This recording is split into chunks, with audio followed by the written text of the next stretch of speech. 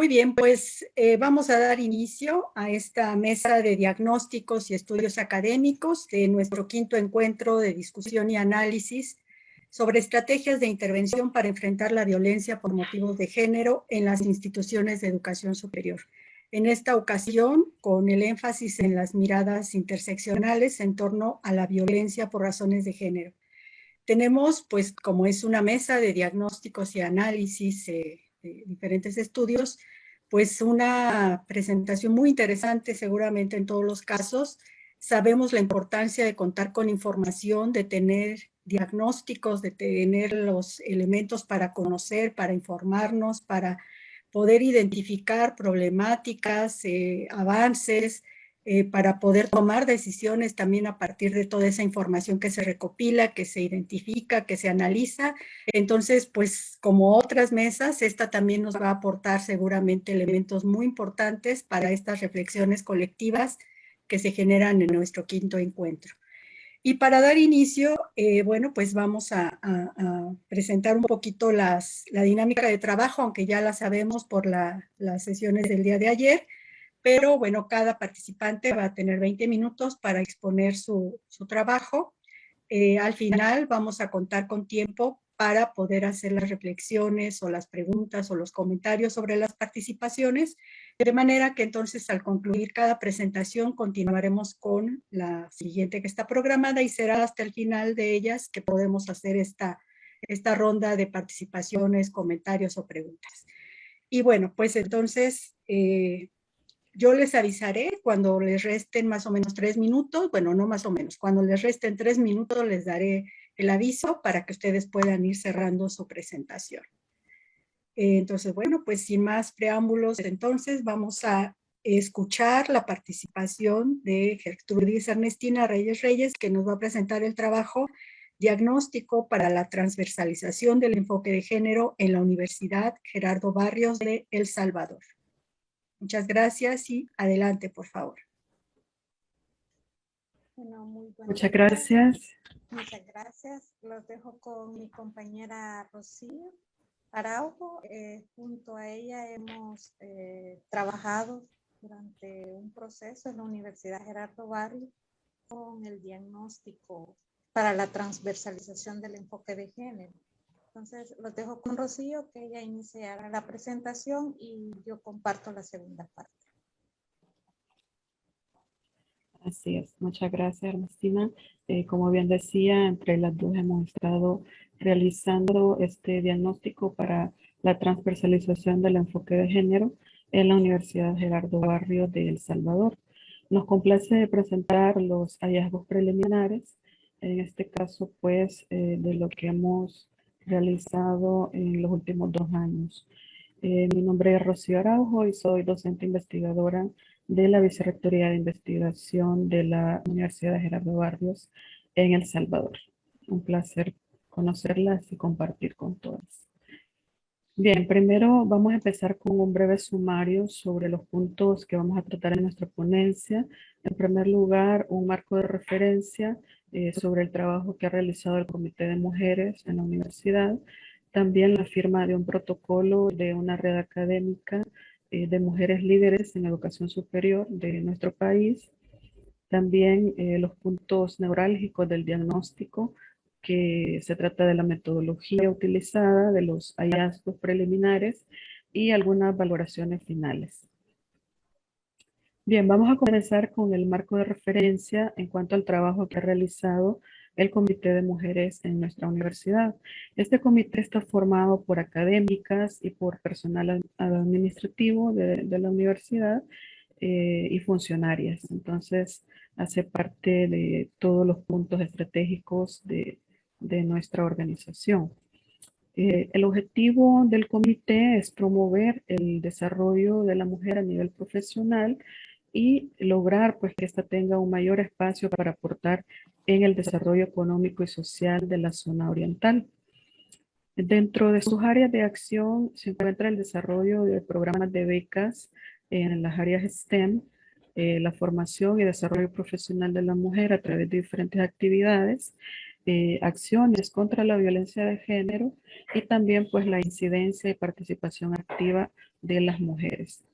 Dentro de estas áreas de acción se han realizado diferentes actividades, foros de motivación, conversatorios, campañas de sensibilización sobre equidad de género y también contra la violencia de género, donde han participado todos los miembros de la comunidad universitaria. Y también se han desarrollado talleres de salud y autocuidado con personal académico y administrativo de la universidad. También el comité ha desarrollado diferentes actividades, por ejemplo, el congreso que se realizó en el 2018 sobre mujeres que protagonizan su historia en el marco del 25 de noviembre. También conmemoración del Día de la Mujer, el 8 de marzo, y diferentes cineforums con estudiantes a fin de sensibilizarlos sobre la violencia de género. También se realizaron webinars durante el tiempo de la pandemia con la temática de salud mental. También se realizaron mesas de trabajo para promover la participación activa de las mujeres.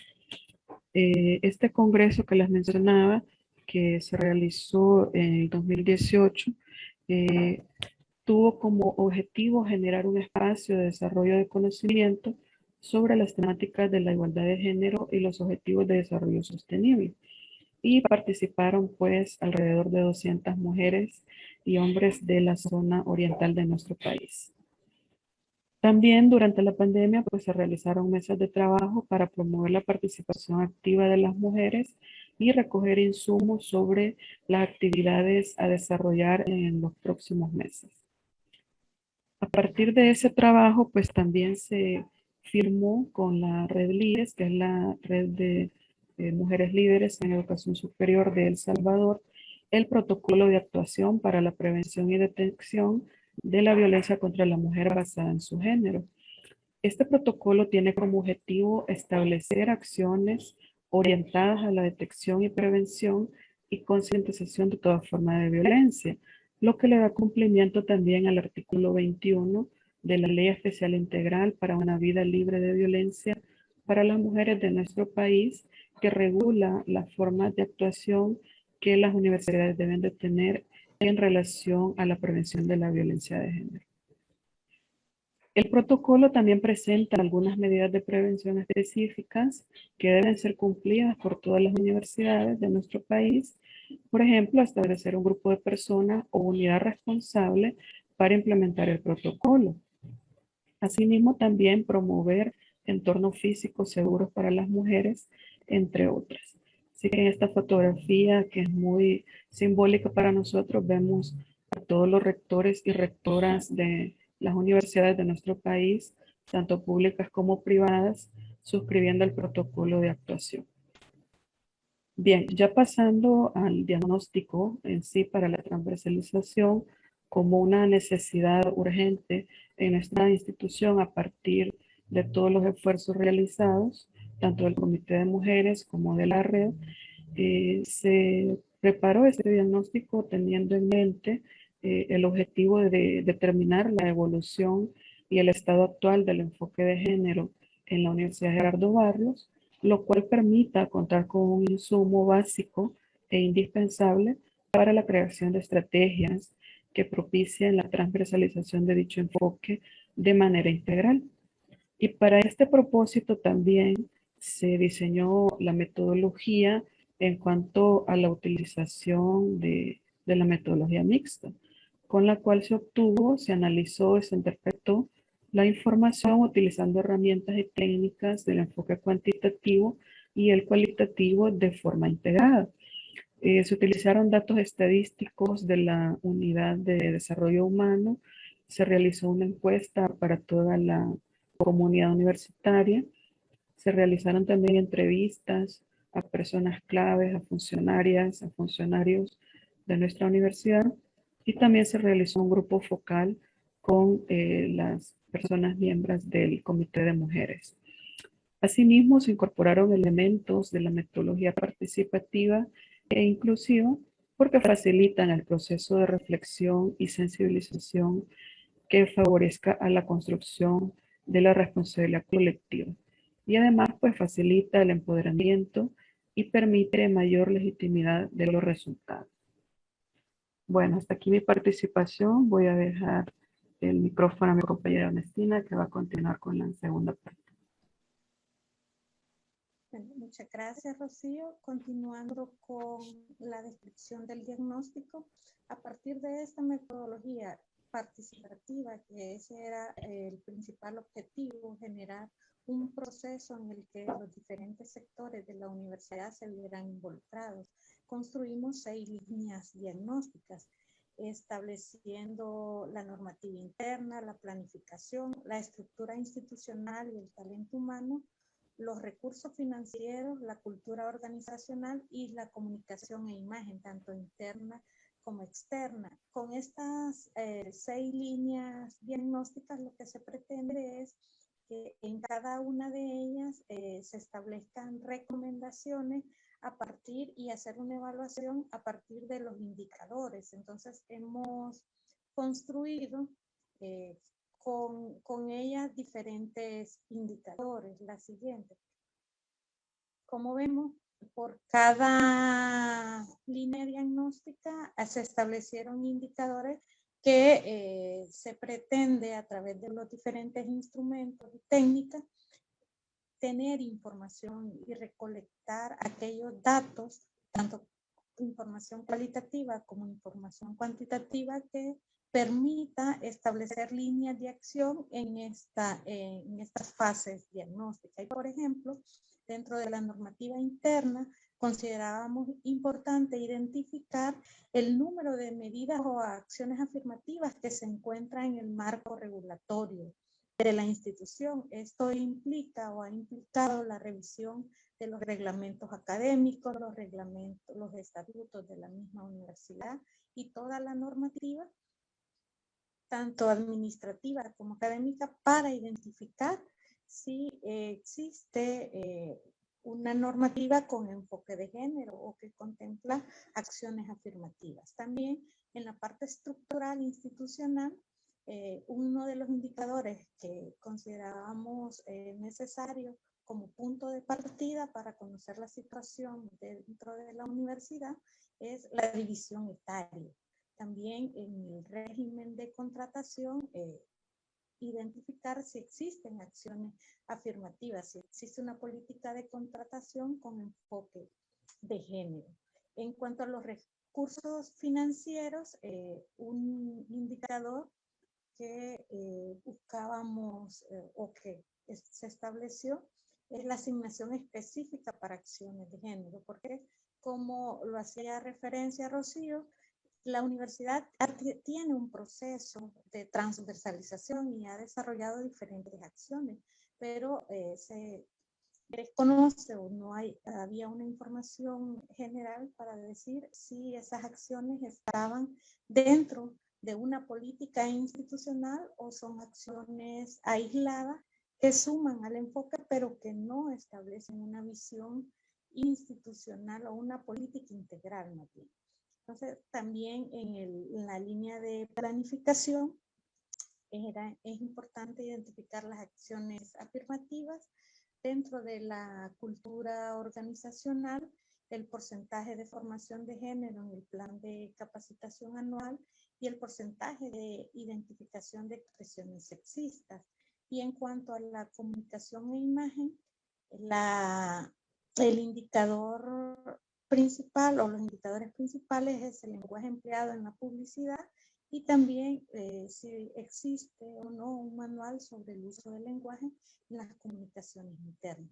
Todos estos indicadores nos dieron pie para poder, a través de las técnicas e instrumentos como las entrevistas, los grupos focales, encontrar algunos resultados o hallazgos que son los que presentamos a continuación. Por ejemplo, en cuanto a los hallazgos de la línea diagnóstica, estructura institucional y talento humano, del 100% del personal por sexo, identificamos que el 39.6% corresponde a mujeres y un 60.4% corresponde a hombres. También, en cuanto al directorio ejecutivo, del 100% de las personas que integran el directorio, un 53% corresponde a mujeres. Entonces, eso es importante para visibilizar cómo dentro de la universidad la mujer también tiene un rol en la toma de decisiones, ¿verdad? Es incluida en puestos en los que se toman decisiones y el directorio ejecutivo dentro de la universidad es la máxima autoridad. En cuanto a direcciones administrativas, ahí los porcentajes o los datos encontrados nos reflejan que existe paridad, 50 y 50%. En la siguiente área, que son las coordinaciones académicas, que son mandos medios dentro de la universidad, ahí vimos una diferencia, ¿verdad? Que ahí encontrábamos que el mayor porcentaje corresponde a hombres, con un 66%. Entonces, en esta área, en cuanto a la estructura organizativa y los puestos o cargos desempeñando, vemos es donde más se refleja la prioridad en los cargos de los hombres, y las mujeres solo les corresponde un 33.3%. Posteriormente, se realizaron también, entre otros aspectos, los grupos focales. El grupo focal principal realizado con el Comité de Mujeres, que juega un rol esencial en la transversalización del enfoque de género a la fecha dentro de la universidad, y algunas de las preguntas que discutíamos y analizábamos con ellas era cuáles consideran que son los estereotipos de género que siguen predominando en la universidad. Muchas de ellas coincidían que los micromachismos siguen predominando, los estereotipos vinculados a los roles, ¿verdad?, que tenemos las mujeres en determinadas carreras, en determinadas áreas. También se les consultaba cómo promueven la igualdad y equidad de género, y nos compartían mucha de la información que nos mencionaba Rocío al inicio, como cursos, capacitaciones, acciones de sensibilización. Y una pregunta muy específica relacionada con la violencia de género era si existía o habían identificado violencia en contra de la mujer, acoso sexual, discriminación. Y muchas de ellas coincidían de que de forma general habían habido casos particulares, pero no relacionados directamente en el ámbito o en el entorno de la universidad, sino que compañeras de trabajo que sufrían violencia en contra de la mujer en su ámbito privado, y que a través del comité se habían generado procesos de apoyo. Después, también las encuestas realizadas a todo el personal, entre algunas de los hallazgos en la línea diagnóstica de cultura organizacional, identificamos, por ejemplo, ante la pregunta de qué piensan de la afirmación de que las mujeres tienen que cumplir con un rol tradicional de madre y cuidadora del hogar, porque es su función natural, vemos que aunque hay un porcentaje alto, ¿verdad?, que no está de acuerdo, que está en desacuerdo, pero todavía persiste, por ejemplo, un 12.78% en el que consideran que están de acuerdo, ¿verdad? Y un poco de acuerdo, y el totalmente de acuerdo, un 0.75%. Y otros que prefirieron no contestar es un 0.50%. Entonces vemos cómo todavía hay aunque en general hay una percepción que estas frases que reflejan los roles tradicionales, los estereotipos, el machismo, en la mayoría de la universidad no prevalece, pero todavía hay un porcentaje que es importante tomar acción sobre eso. Después, otra de las preguntas que hacíamos es qué pensaban sobre la afirmación de que los hombres son más fuertes, aventureros, valientes y que no deben llorar, mientras que las mujeres son más sensibles, románticas y lloronas.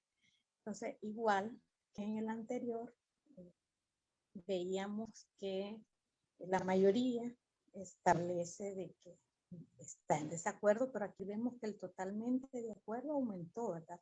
En la anterior veíamos que era un 0.75 ante esta pregunta, que es uno de los estereotipos más clásicos y característicos que existen, ¿verdad? En nuestra sociedad vemos que hay un 2.31% que está totalmente de acuerdo y hay Quedan 3 minutos. Hay uno que está de acuerdo. Bueno, para ir compartiendo los resultados finales en la siguiente pregunta, les consultábamos si la transversalización de género significa prestar atención constante a la igualdad entre las mujeres y hombres en las políticas y estrategias de desarrollo. Y ahí un 59.40% dijo estar de acuerdo. Y otro porcentaje menor que no estaba de acuerdo y totalmente en desacuerdo el 10.57%. Algunas valoraciones después de estos hallazgos que les presentamos. El diagnóstico nos ha permitido conocer de forma general la situación del enfoque de género en la universidad a través de las líneas diagnósticas que les presentamos. Su carácter participativo ha contribuido a la sensibilización y conocimiento sobre el enfoque de género en la universidad. Como fue participativo, bueno, generó mucha sensibilización, expectativas, y bueno, al día de hoy nos consultan cuáles son los siguientes pasos, ¿verdad? Y qué podemos hacer. E incluso, por ejemplo, en las entrevistas, en los grupos focales nos decían, nunca pensé de que yo tuviera este estereotipo, o yo lo veía tan normal que no lo consideraba estereotipo. Y también que es un instrumento técnico que nos va a facilitar el identificar, o nos ha facilitado identificar los problemas y las áreas a reforzar. Entonces, a partir de este diagnóstico, existen ya o hay iniciativas para los siguientes pasos, ¿verdad? ¿Cómo vamos a avanzar en la transversalización en la universidad en todas las diferentes áreas? Que sea una política institucional de género, más allá de acciones aisladas que sumen. Agradecerles por su atención y quedamos atentas a las preguntas. Muchas gracias. Muchas gracias a ustedes por su exposición, un trabajo sin duda muy interesante que nos va a dar pauta para muchas participaciones y comentarios al final. Pues vamos a escuchar ahora, tal como nos decía Lupita Huacuz hace un rato, que las que van a presentar el trabajo de resultados preliminares de una encuesta sobre violencia por razones de género en la comunidad de la Universidad Autónoma Metropolitana van a ser Alicia Saldívar y Elizabeth García Cervantes. Entonces, pues les damos la palabra, por favor. Pues muchísimas gracias, doctora Mora. Buenos días a todas. Pues lo que nosotras les vamos a platicar es el resultado de este ejercicio, que es el primero que se hace en nuestra universidad, para conocer un poco cómo está la incidencia y la situación de violencia por razones de género en nuestra comunidad. Para eso, bueno, esta encuesta, aunque se aplicó este año, pues tiene una historia previa que quizás más adelante la doctora Huacuz nos puede compartir, pero tiene que ver con el trabajo que han hecho nuestras compañeras en la unidad Xochimilco, pues como un esfuerzo desde esta iniciativa denominada Cuerpos que Importan, que ya lleva varios años en el tema y que ya había producido algunos resultados para la unidad Xochimilco, pero que después más adelante en Iztapalapa también se hizo un ejercicio parecido, y en esta ocasión es la primera vez que tenemos un sondeo con toda la comunidad universitaria. Abarca al estudiantado, abarca al personal académico, al personal administrativo, e incluso tuvimos participación de exalumnas y exalumnos, como se los vamos a mostrar más adelante. En este trabajo hemos colaborado la doctora Guadalupe Huacús desde la Defensoría de los Derechos Universitarios en un esfuerzo muy importante y muy digno de reconocerse. La maestra Elizabeth García Cervantes y su servidora desde la unidad de Iztapalapa. Ay, caray, no quiero avanzar. Allá. Centrándonos en la encuesta, porque bueno, estos antecedentes son importantes y quizás él y la doctora Huacús les puedan platicar un poco más de eso. Centrándonos en esta encuesta, la empezamos a planear el año pasado, por allá del mes de noviembre más o menos, porque nos parecía importante tener una fotografía de lo que sucede en nuestra institución en relación quizás con otras universidades públicas del país. Pues puede parecer... Nos puede parecer que nuestra universidad es chica, pero la verdad es que tenemos una comunidad bastante grande, dividida en 5 unidades académicas, pero también tenemos personas laborando en otras instancias de la propia universidad. ¿Cómo preparamos esta encuesta? Pues les platico rapidísimo. Hicimos lo que suele hacerse en estos casos, que es una revisión de artículos, de reportes de investigación, y revisamos mucha literatura sobre el tema, tratando de enfocarnos sobre los esfuerzos que ya se han hecho en otras instituciones, tanto en México como en otras partes del mundo. De ahí, bueno, pudimos identificar algunas escalas válidas y confiables, pero desde luego que tuvimos que hacer un trabajo de adaptación para nuestra propia población y para nuestra propia situación. Y desde luego que la encuesta sobre violencia de género que se aplicó en el año 2017 en la UAM Xochimilco fue un insumo muy importante.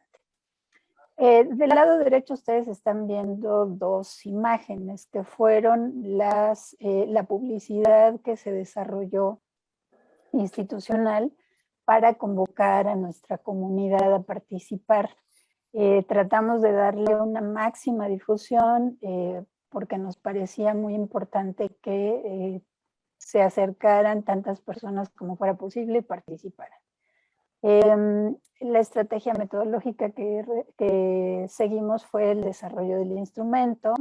Estuvimos hablando mucho sobre el tipo de preguntas que íbamos a incluir, el tipo de escalas, etcétera. Consultamos con algunas expertas. Después desarrollamos un formato en línea, porque dada la situación de la pandemia no podemos hacerlo en físico, y lo distribuimos de esa manera. Y durante del 8 de marzo, que fue el día que arrancamos la aplicación, hasta el 18 de abril más o menos, tuvimos abierta la encuesta en línea para que todas las personas tuvieran oportunidad de participar. Este es más o menos la, ¿cómo decirlo? Como la portada de la encuesta en línea. Lo que tenía esta encuesta eran estos aspectos que están viendo del lado izquierdo. Desde luego que expresamos el objetivo de la encuesta en ese texto que ustedes están viendo. Incluimos una sección de consentimiento informado por los temas éticos que se tienen que tomar en cuenta y que tenemos que cuidar. Tuvimos una sección de datos generales donde les pedíamos algunos elementos que ahora van a observar en los resultados, no se los adelanto. Medimos estereotipos de género con una escala Likert, medimos violencia por razones de género en el contexto universitario con una escala que nos hablaba de si no les había ocurrido nunca, si había ocurrido alguna vez, una o más veces, etc. También incluimos una escala de discriminación porque pues consideramos que estos elementos casi siempre van juntos y tienen que ver un poco con lo que acaban de exponer las compañeras, ¿no? Prevalecen algunos estereotipos y eso nos lleva a realizar ciertas acciones. También al final exploramos algunos recursos institucionales de apoyo porque sí queríamos saber pues, qué percepción tiene la comunidad en relación con los esfuerzos que ha hecho la universidad para proveer de herramientas o de elementos para contrarrestar este tipo de situaciones. Y al final, bueno, pues un agradecimiento y algunas ligas para que consultaran algunos recursos para información o denuncias. Ese era el contenido. Nos vamos a enfocar sobre lo que tendría que ver con la transeccionalidad o la interseccionalidad, perdón, de algunos elementos que ocurren en nuestra institución. Por ejemplo, cuando le pedimos a las personas que nos dijeran cómo se identificaban, un primer dato interesantísimo en relación con la manera como se pensó esta encuesta es que ya no abrimos solamente opciones binarias para la identidad sexogenérica. Es decir, no estábamos solo preguntando si éramos mujeres u hombres, sino que abrimos otras posibilidades e incluso dimos la opción para que si no encontraban la categoría que se aplicara en el caso de alguna persona, pues tuvieran la posibilidad de escribirla. De manera que tenemos, como ven ahí, una participación muy importante, sí, de las mujeres, 68%, que fueron 1,373, una buena cantidad de hombres también, 600, que eran el 30%, pero ya tenemos algunas personas que se identificaron como mujeres trans, como hombres trans, de género fluido, no binario, queer. Ahí ustedes ven que dice 0% porque eran poquitas personas, pero aún siendo poquitas, 4 o 6, o las que resultaran en cada caso, pues nos parecía relevante visibilizar esta diversidad. Lo mismo ocurre en el caso de la orientación sexual. Nosotras abrimos algunas opciones, pero se complementaron con lo que las personas participantes fueron agregando. Entonces sí tenemos una proporción bastante grande todavía de personas heterosexuales, pero tenemos ahí un muy interesante 23% que ya no se reconoce como heterosexual, sino que abre la posibilidad a otras opciones. Obviamente teníamos que identificar la unidad o el lugar de adscripción. Para las personas que no son de México o de la Ciudad de México, pues tienen que saber que la Universidad Autónoma Metropolitana, que es nuestra institución, tiene 5 unidades o campus, como se les llama, en otros espacios académicos. Xochimilco, Azcapotzalco, Iztapalapa, Coajimalpa y Lerma, pero también incluimos lugares de adscripción porque la universidad tiene, además de nuestra rectoría general, pues algunos otros espacios donde tenemos población universitaria. Y bueno, ahí están ustedes viendo la distribución de cómo se dio. Y los tres como los espacios más grandes ocupados por Iztapalapa, Xochimilco y Azcapotzalco tienen una explicación porque son nuestras unidades más grandes. Pero no es para nada desdeñable que desde otros espacios de la universidad también haya habido disposición a participar. Posteriormente hicimos esta identificación del rol que tenían las personas que contestaron la encuesta en la universidad. Tenemos principalmente alumnas, alumnos, alumnes, pero también tenemos profesorado, tenemos trabajadoras, trabajadores administrativos y como les decía, pues llamó la atención la encuesta de un conjunto bastante interesante de personas que ya egresaron de nuestra universidad, pero que quisieron expresar su opinión. Esta es la distribución por identidad sexogenérica y rol en la UAM. Tenemos ahí, como ven, una cantidad importante de mujeres y de hombres formando parte de los distintos roles de nuestra universidad. No quisiera detenerme tanto aquí porque lo que van a escuchar a continuación, que nos va a describir Eli, va a ser como más contundente. Es la última que yo les voy a platicar. También preguntamos a las personas participantes si se consideraban parte de un grupo indígena, pues en esta intención también de visibilizar los distintos grupos que coexisten y conviven en nuestra universidad. Leía un dato hace unos días acerca de que más o menos el 1% de las poblaciones en algunas universidades son de origen indígena, pero en la UAM tenemos a 5.4% que tienen o antecedentes directos o alguna relación con algún grupo étnico o indígena. Y debajo de la gráfica del lado izquierdo ustedes ven el tipo de pueblos que nos reportaron: mixtecos, náhuatl, mayas, mazatecos, etc. Es decir, que tenemos una variedad bastante interesante de personas con un origen étnico o indígena específico. Y del lado derecho, ustedes están viendo los datos sobre discapacidad. La universidad ahora está haciendo también un esfuerzo muy importante por promover la inclusión. Y las personas con discapacidad no pueden quedar fuera de ese esfuerzo. Así que ahí tenemos un 8% de personas que se identifican con algún tipo de discapacidad. Tenemos visual, sobre todo, alguna discapacidad física, psicosocial, auditiva, depresión. Es muy interesante porque algunas personas reportan, por ejemplo, a la vejez ya como un eje de discapacidad, lo que llamamos discapacidades psicosociales, etc. Y a continuación, Eli les va a platicar de la parte donde ya exploramos directamente violencia. Gracias. Gracias, Alicia. Pues sí, bueno, yo les voy a presentar los resultados que llevamos hasta el momento, un panorama general sobre la violencia por razones de género en la universidad. Y un poco como les decía Alicia, estos grupos a los que encontramos, ¿no? Sobre todo, por ejemplo, exalumnas, exalumnos, vemos cómo refieren una mayor violencia, lo cual nos lleva a pensar si el hecho de que ya salieron no les permite hablar un poco de su violencia. Y bueno, nosotras en esta primera pregunta, digamos, en esta sección sobre violencia, teníamos una escala de nunca, una vez, varias veces, ¿no?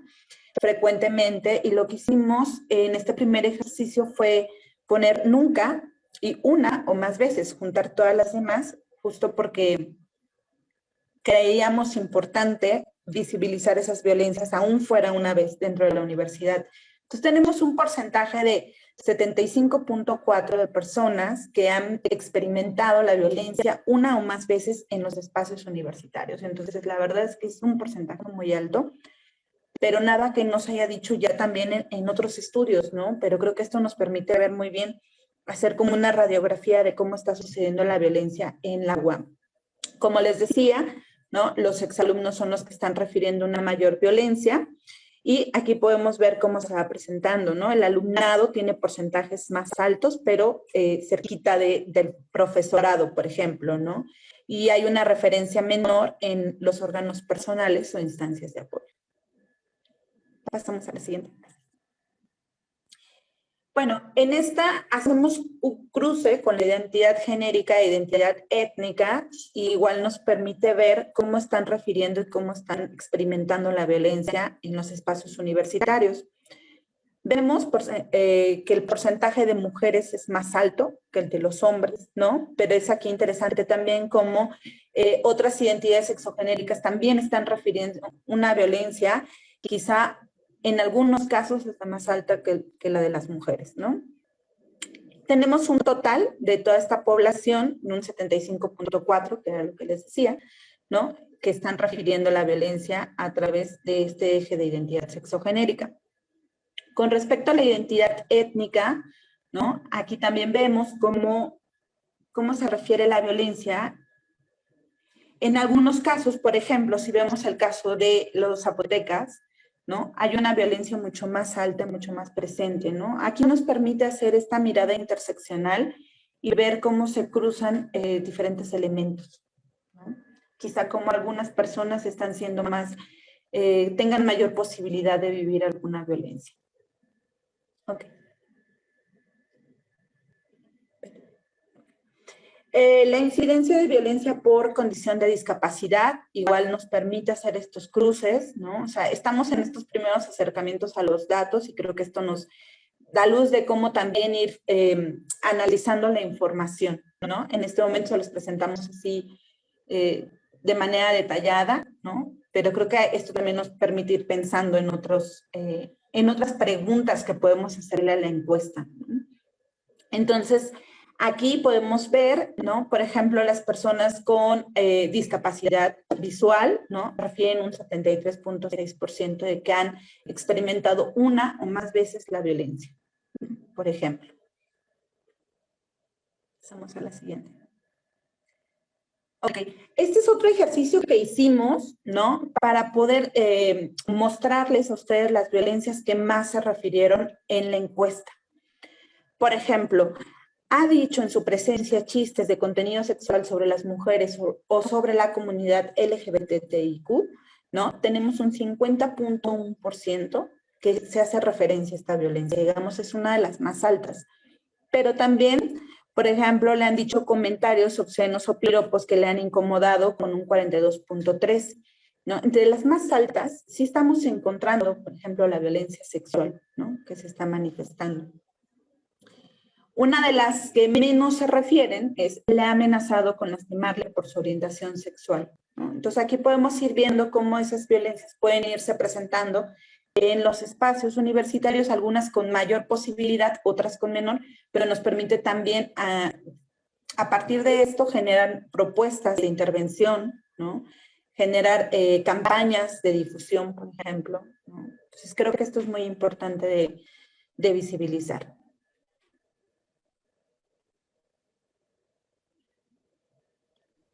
Quedan 3 minutos. Perfecto, para las conclusiones.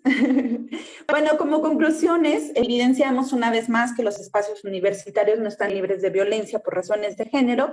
Al contrario, creo que esto nos permite todavía tener un sustento mayor para decir, aquí está la violencia, ¿no? Que muchas veces se dice que no pasa en estos espacios.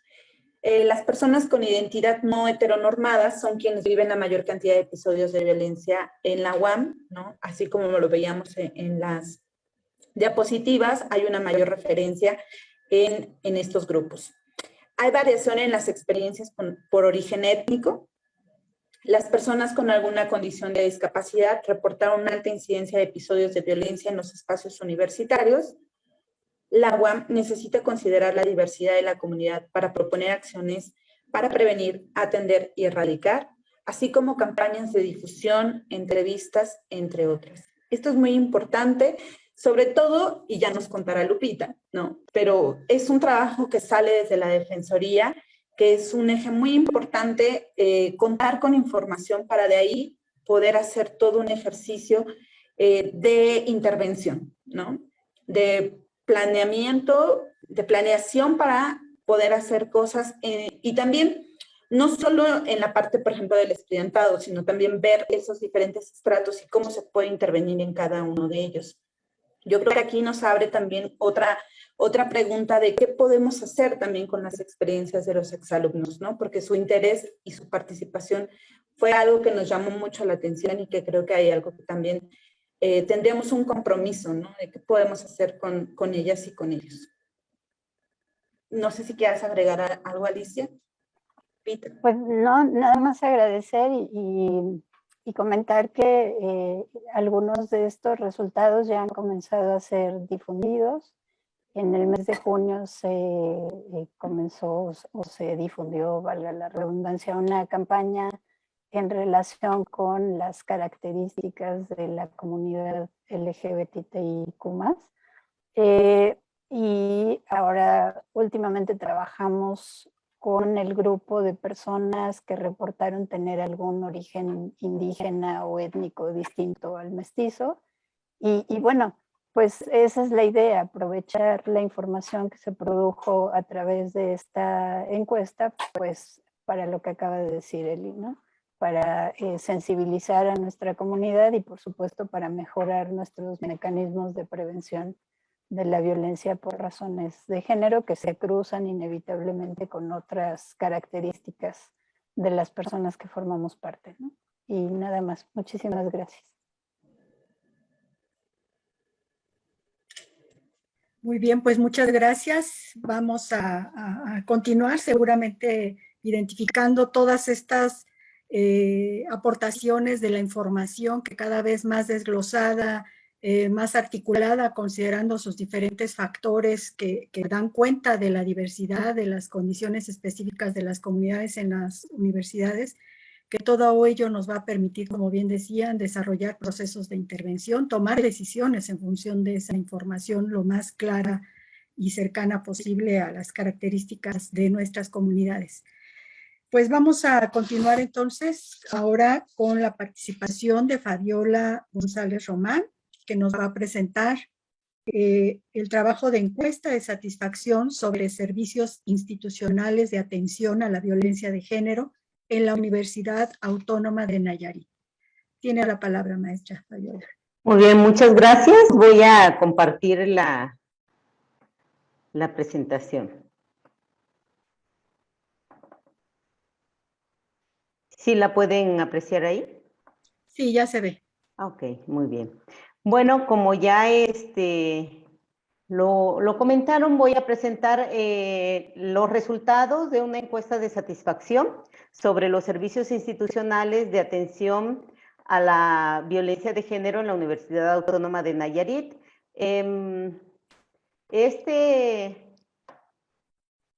Voy a ponerlo en modo presentación, perdón.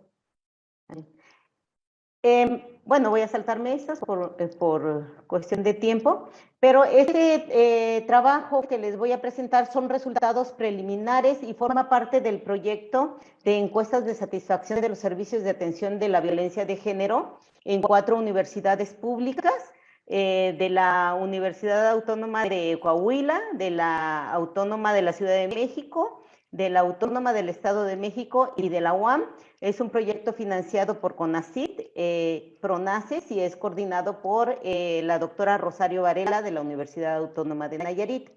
Esta encuesta se aplicó en línea a todo el personal de la universidad y se aplicó durante 3 semanas, estuvo abierta en la plataforma de Google Forms, y pues estuvo insistiendo a que el personal la contestara, dado que en la Universidad Autónoma de Nayarit veníamos de una huelga, entonces era bastante difícil poder contactar tanto a estudiantes como a profesorado, y entonces hubo que estar como prácticamente insistiendo en los grupos con nuestras coordinadoras de las licenciaturas. Oye, por favor, dile a tus profesores, a tus estudiantes que pues contesten la encuesta de ser posible.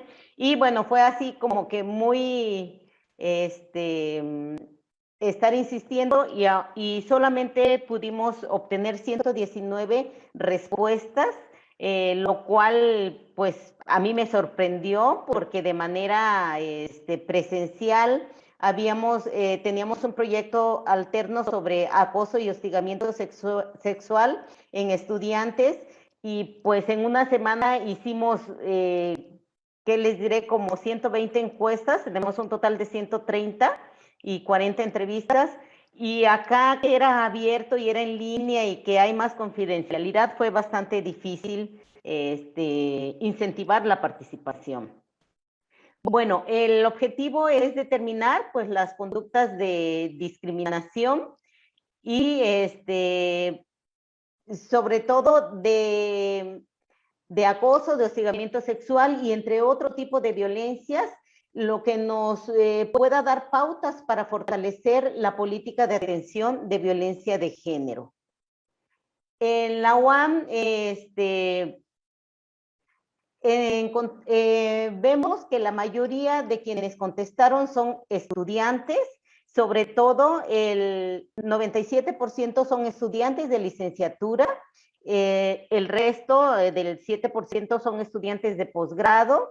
Tenemos muy poquitos posgrados, entonces también por eso pues no tenemos una gran, no tenemos una gran representatividad ahí, ¿no?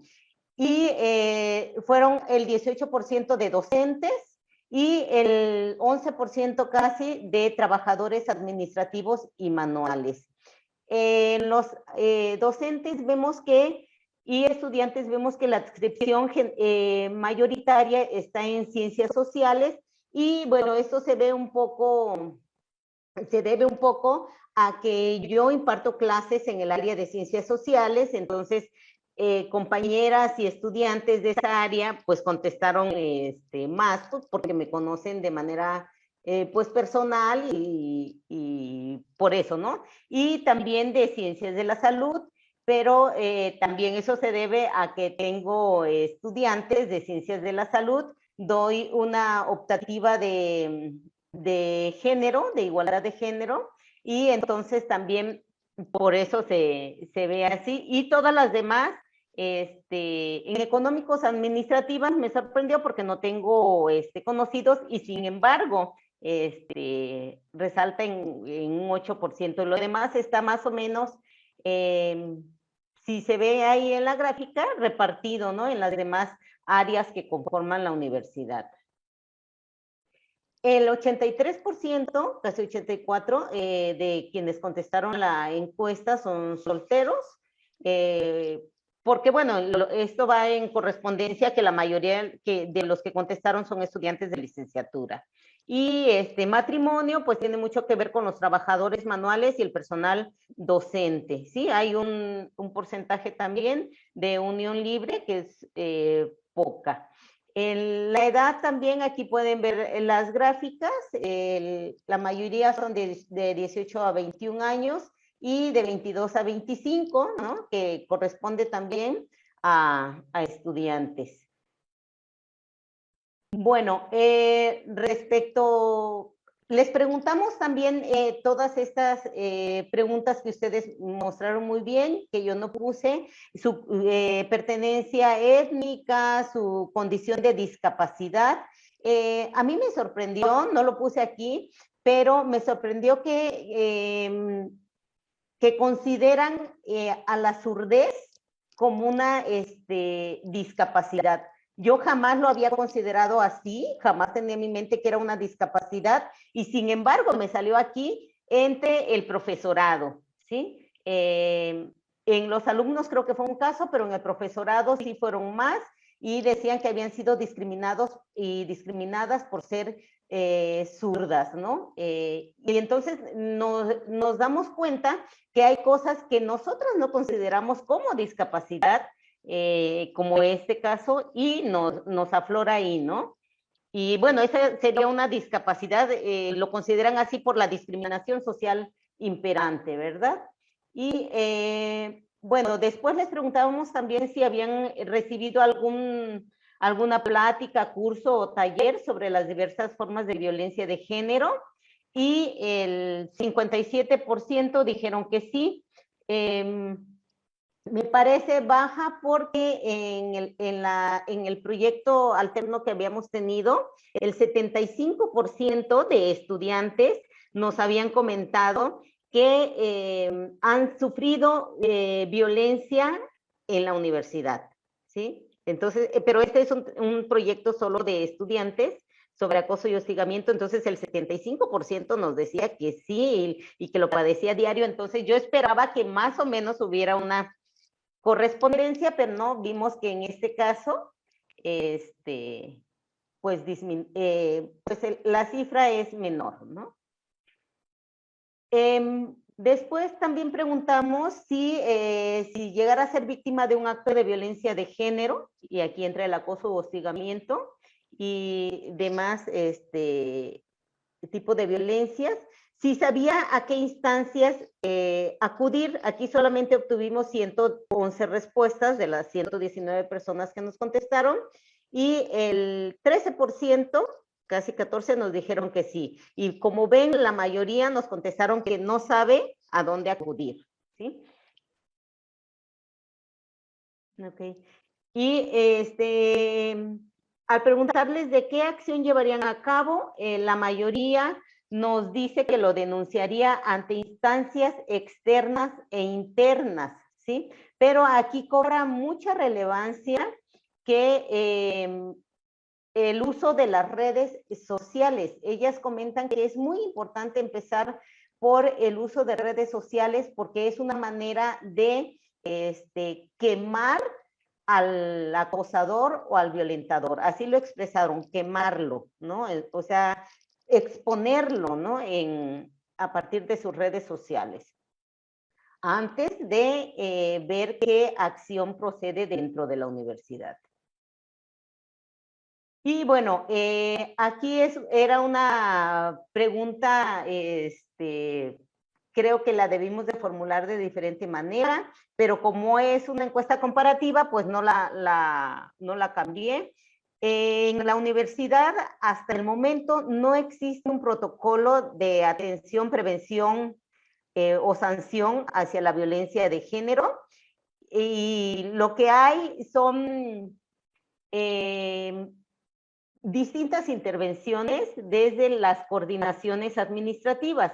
Entonces, por eso aquí el 64% nos dicen que no saben, ¿sí? Porque, bueno, no existe un protocolo, muy poquitito, casi no salió de tan poquito que es, dijo que sí, pero realmente los que dijeron que sí nos contestan que al poner la queja van primordialmente con los directores o coordinadores de sus instancias educativas.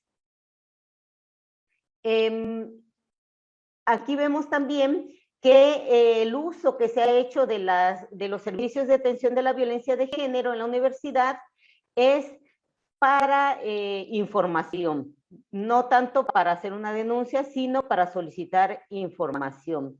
De hecho, en la universidad acuden mucho al cuerpo académico del cual yo formo parte, que es uno de los pocos, o más bien el único, que tenemos 20 años trabajando en cuestiones de género, y entonces nos identifican y van y nos dicen, oye, yo quiero denunciar, pero resulta que no hay una instancia en la que se pueda denunciar a partir, más adelante veremos, pero a partir de las acciones que han realizado las estudiantes, como los tendederos de la vergüenza y el Me Too académicos, la rectoría tuvo que ofrecer acompañamiento y asesoría legal para aquellas estudiantes o profesoras o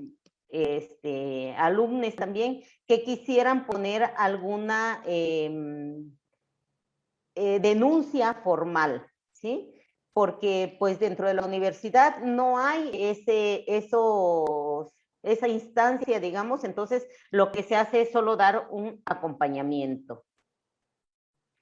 Bueno, los diferentes actos de violencia de género que han padecido, bueno, nos pusieron un sinfín, aquí solamente les pongo algunos de los que nos mencionaron, que es desde el acoso por representantes sindicales, los trabajadores de la Federación de Estudiantes, ¿no? Que les piden sexo, aquí como dice, a cambio de una medicina, es una federación de estudiantes que les da acceso a las becas, ¿sí? A los estudiantes y las estudiantes indígenas, les da acceso a movilidades y les da acceso a los servicios de salud. Entonces, por eso esta estudiante nos dice que, bueno, le pidieron sexo a cambio de otorgarle una medicina, ¿no?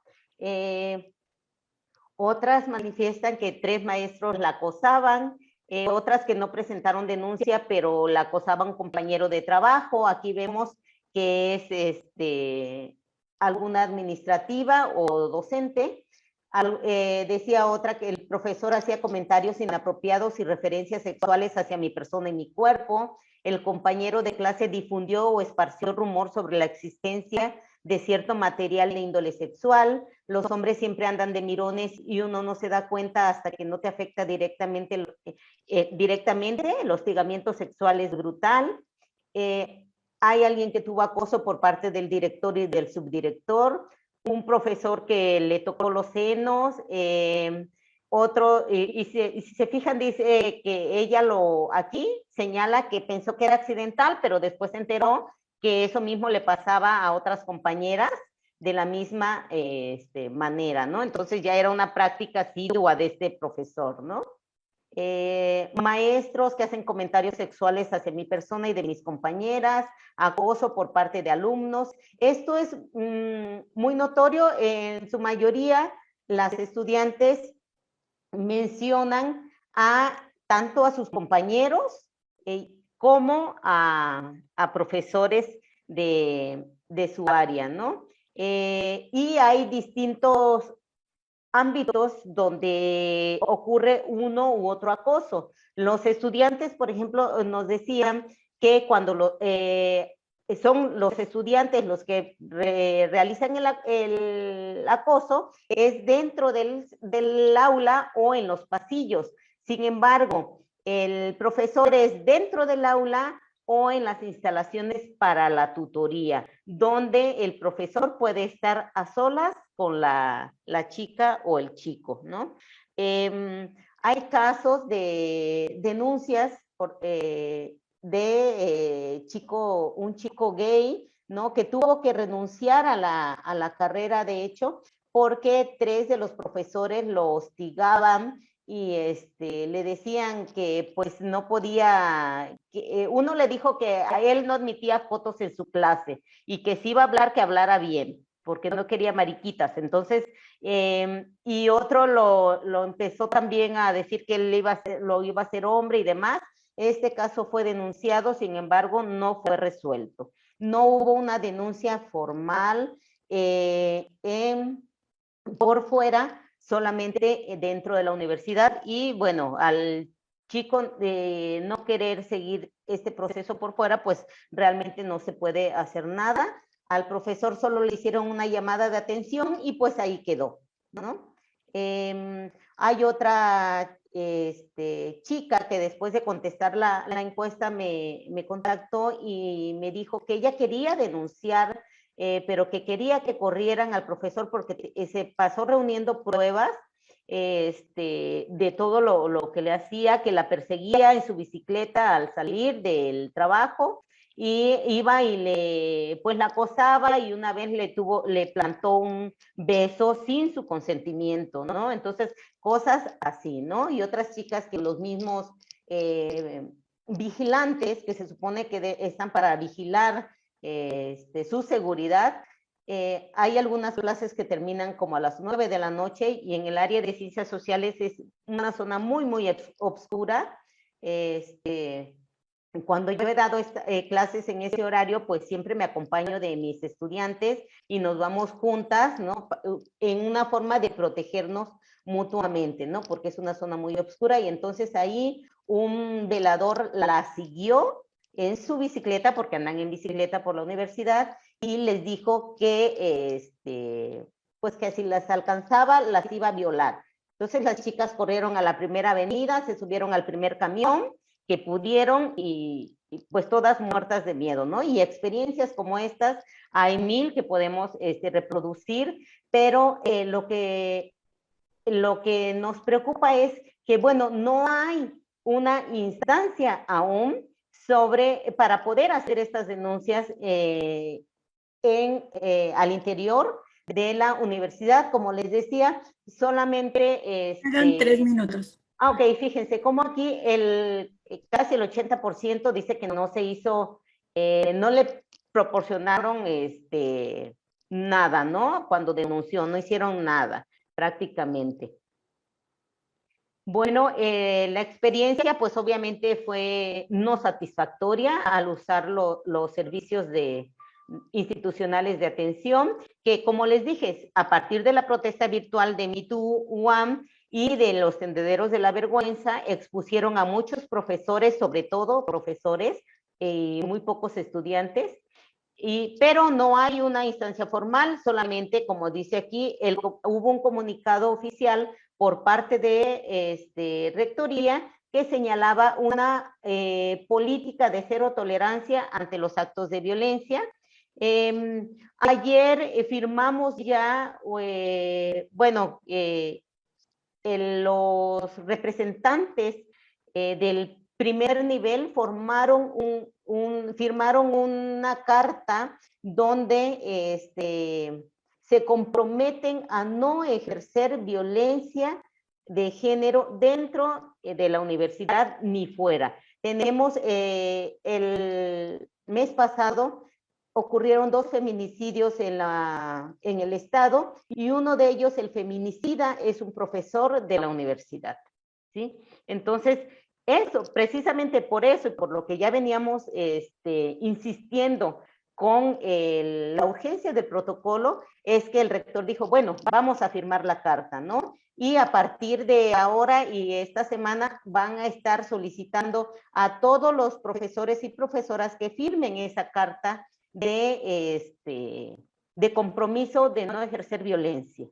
Muchas gracias. Muchas gracias a ti por la presentación, que pues nos sigue dando muchos más elementos de análisis de toda esta información que se va dando como resultado de los trabajos presentados y de lo que seguiremos escuchando seguramente, que nos permitirán pues tanto entender las coincidencias como poder identificar con mayor puntualidad las problemáticas y las necesidades que deben ser atendidas. Pues vamos a pasar al siguiente trabajo con el que vamos a cerrar este primer bloque de diagnósticos y estudios académicos, que es un trabajo elaborado por Natalia Soledad Aguirre Barria, Ángela Carolina Moreno y Mariela Inés Velotti, y que se titula Apreciación de conocimientos y actitudes referidas a violencia de género por parte de los estudiantes de la carrera de licenciatura en enfermería. Y pues me parece que será presentado por Ángela Carolina Moreno. Es así, ¿verdad? Pues muy bien, adelante, tiene la palabra. Un segundo. Hola, sí, buenas tardes para mí, buenos días para ustedes. Inicié la presentación, no sé si pueden verla. Sí, ya se ve. Bien. Bueno, sí, soy Carolina Moreno, estoy en Argentina, tuvimos un inconveniente de horario, por eso termino siendo yo quien la presenta. Nos conectamos hace 2 horas atrás y nos dimos cuenta que estábamos equivocadas. Fuera de eso les quería contar, este es el trabajo que hizo Natalia Barría para poder obtener su título de licenciada en enfermería, el cual consta en un trabajo de investigación en el que realizó una encuesta a compañeros de la carrera, compañeros y compañeras de la carrera. Tanto Mariela Velotti como yo hemos sido su directora y codirectora en este trabajo, así que dado que ella en este momento no lo puede presentar, voy a hacer yo la presentación. Les cuento un poquito en cuanto a las cuestiones conceptuales, con respecto a qué entendemos por desigualdad de género. Vuelvo un segundo sobre esto y retomo el título. Fíjense que dice valoración del conocimiento y las actitudes referidas a violencia de género. Vamos a hablar un poquito acerca de lo que es la desigualdad de género. Hay una construcción social en torno al género, que está, como ustedes saben, ligada a tareas y funciones específicas para lo femenino y para lo masculino, y además de caracterizaciones que están predeterminadas sobre cada uno de estos roles. Estas diferencias son obviamente construidas y son básicamente diferencias de poder que generan desigualdades, y a estas desigualdades son las que denominamos desigualdades de género. Este es el fenómeno social que lo que hace es suponer la aparición de discriminación entre personas como consecuencia de su género. Muchas de estas desigualdades se traducen en algo más grave, que es la violencia de género, que, de acuerdo a nuestra ley nacional, ha sido definida como toda conducta, acción o omisión que afecte la vida de las mujeres, es como está especificado en la ley, libertad, dignidad, integridad física, psicológica, sexual, económica o patrimonial, como así también su seguridad personal. ¿Por qué hago esta salvedad? Porque en realidad nosotros nos encontramos en el sur de Argentina, en la provincia de Río Negro, donde la ley provincial 4241 hace referencia a la violencia de género y hace un especial énfasis en la violencia doméstica. Y esta fue la ley base para la generación de este trabajo y del cuestionario que se utilizó. Por lo tanto, en este trabajo nos vamos a centrar específicamente en la violencia doméstica.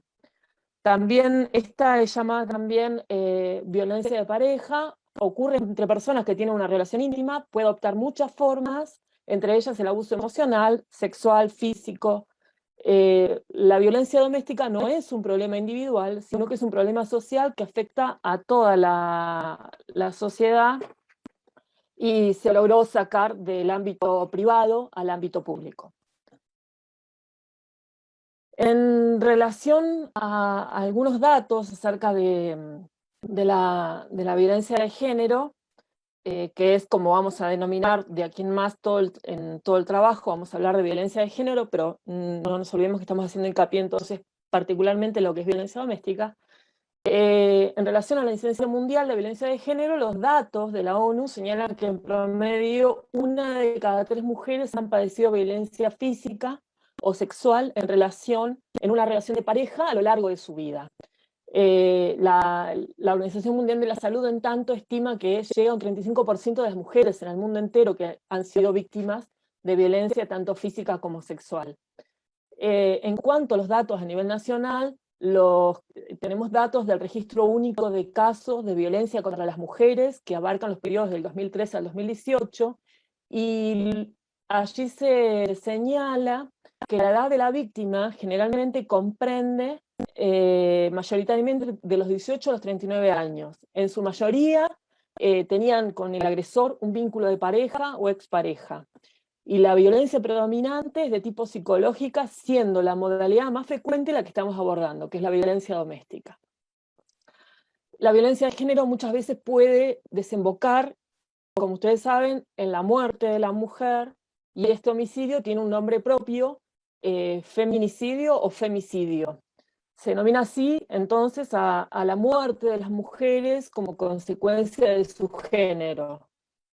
En los últimos años se incrementó el número de víctimas y esto ha llevado al surgimiento en Argentina, el movimiento social Ni Una Menos, que es un movimiento fundamentalmente feminista que ha surgido en Argentina en el año 2015. Resulta muy dificultoso, como ya venimos abordando, contabilizar los casos de violencia de género, porque inclusive en el actual contexto de aislamiento o de pandemia en el cual estamos, han aumentado los pedidos de asistencia de las mujeres que son víctimas de violencia de género a las instituciones que pueden llegar a ayudarlas. Sumado además a que el porcentaje de víctimas que denuncian al agresor sigue siendo muy bajo y que muchas veces las mujeres han sido ignoradas en múltiples ocasiones cuando intentan denunciar al agresor. Es importante contar con datos estadísticos para poder tomar decisiones en lo que tiene que ver también con la gestión de la salud pública. ¿Por qué hago esta salvedad de la salud pública? Este trabajo ha sido realizado en una universidad en la cual se reciben enfermeros y licenciados en enfermería, que son quienes van luego a trabajar en la salud pública y privada. Dentro del sistema de salud, la enfermería es una disciplina que se encarga de ejercer las acciones para curar y cuidar a las personas. Se vinculan en particular con la persona y no con la patología que tiene, y esta característica de cuidado que la profesión tiene y de contención es lo que hace que tradicionalmente haya sido estereotipada como una profesión que es propia de las mujeres. Los profesionales enfermeros generan en realidad conocimiento a través de diferentes investigaciones como la que estoy presentando ahora, y sus resultados pueden ser utilizados para la formulación de políticas gubernamentales que puedan mejorar las condiciones sociales y sanitarias de la población. Es necesario que los profesionales enfermeros se identifiquen como agentes de cambio o movilizadores sociales que sean capaces de intervenir en la salud colectiva. ¿Por qué hago referencia a esto? Porque en realidad la violencia de género es un problema de salud pública que requiere de políticas eficaces desde todos los ámbitos de la sociedad, y los enfermeros son partícipes del mismo. Tienen herramientas para poder llegar a la sociedad, como la educación para la salud, en el ámbito comunitario, que es el lugar donde pueden dirigirse a todos los sectores de la población, que es lo que habitualmente se reconoce como el nivel de intervención primario. En tanto, el secundario y el terciario implican mejorar una respuesta institucional frente a los casos de violencia de género. El personal de salud desempeña un papel que resulta crucial para ayudar a las mujeres que sufren de violencia de género, ya que en algún momento de sus vidas estas mujeres entran en contacto con el sistema de salud. Entonces la detección precoz es fundamental, y la enfermería como profesión tiene un lugar privilegiado por su labor asistencial. Él y la trabajadora de salud tienen que tener en claro que el género genera desigualdad. La violencia de género debe ser un tema que es transversal a la formación profesional de las y los enfermeros y enfermeras, que se les permite identificar los signos, los síntomas y las conductas que son indicadores de violencia de género.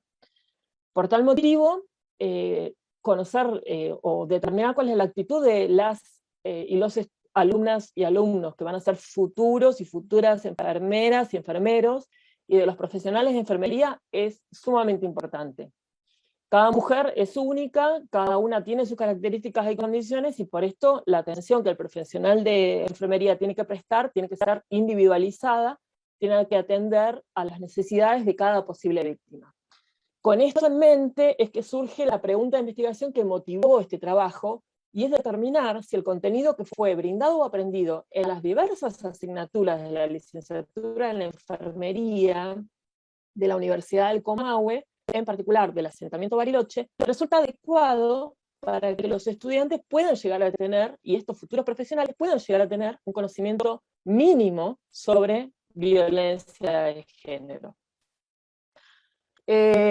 Parte del trabajo de las y los enfermeras y enfermeros implica la educación formal e informal, institucionalizada o no.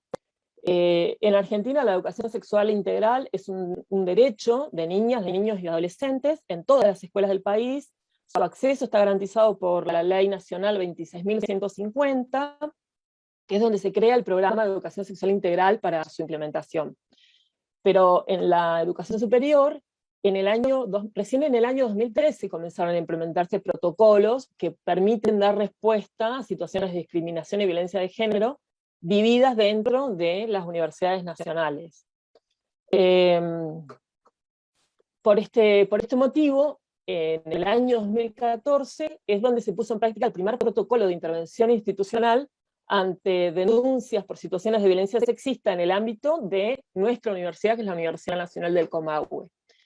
Y además del protocolo de la universidad, y dado que los estudiantes que fueron objeto de estudio en este trabajo son estudiantes de enfermería y hacen su práctica en los hospitales, es que también quisiéramos señalar que existe en el Hospital Zonal Bariloche, Ramón Carrillo, que es el mayor hospital regional que atiende a toda la zona de influencia, tiene además una normativa para la atención integral a víctimas de violación en particular o de abusos sexuales.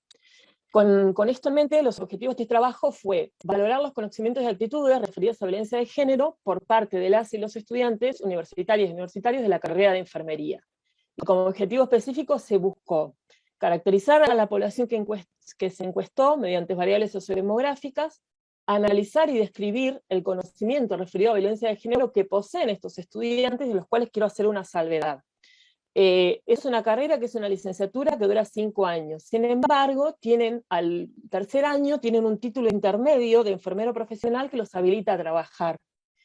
Entonces, los grupos que se buscaron para estudiar fueron los ingresantes del primer año de la carrera, los alumnos que finalizan el primer ciclo, que es el tercer año que los habilita a trabajar, y los alumnos que llegan a hacer la segunda parte de la carrera, que es la licenciatura, por eso menciona como el segundo ciclo, ¿sí? Además, se buscó indagar y describir cuál fue la actitud de los estudiantes, o cuál es la actitud de los estudiantes hasta este tema, y detectar cuáles son las herramientas y los conocimientos brindados por la universidad referidos a violencia de género. Como para situarlos, les queríamos comentar, la Universidad Nacional del Comahue se encuentra en el sur de Argentina, en la Patagonia Argentina, abarca 2 provincias, Río Negro y Neuquén, teniendo numerosos asentamientos en esas 2 provincias. Ahí pueden ver unas fotos de la universidad, y dice Centro Regional Universitario Bariloche, porque en realidad convergen en este lugar numerosas carreras que disciplinariamente no tienen una relación estrecha. Por ejemplo, está el profesorado en educación física, la licenciatura en matemática, la licenciatura en enfermería. Esto es porque en realidad convergen en un mismo lugar diferentes carreras, por eso estamos nucleados como centro regional. Dentro de la licenciatura en enfermería les contaba que había un título intermedio y el título final. La chica que aparece en la foto fue una estudiante nuestra, Valeria Copa, que falleció víctima de un femicidio, y es también un poco un disparador, no solo de este trabajo, sino de muchas iniciativas que se iniciaron en nuestro centro regional.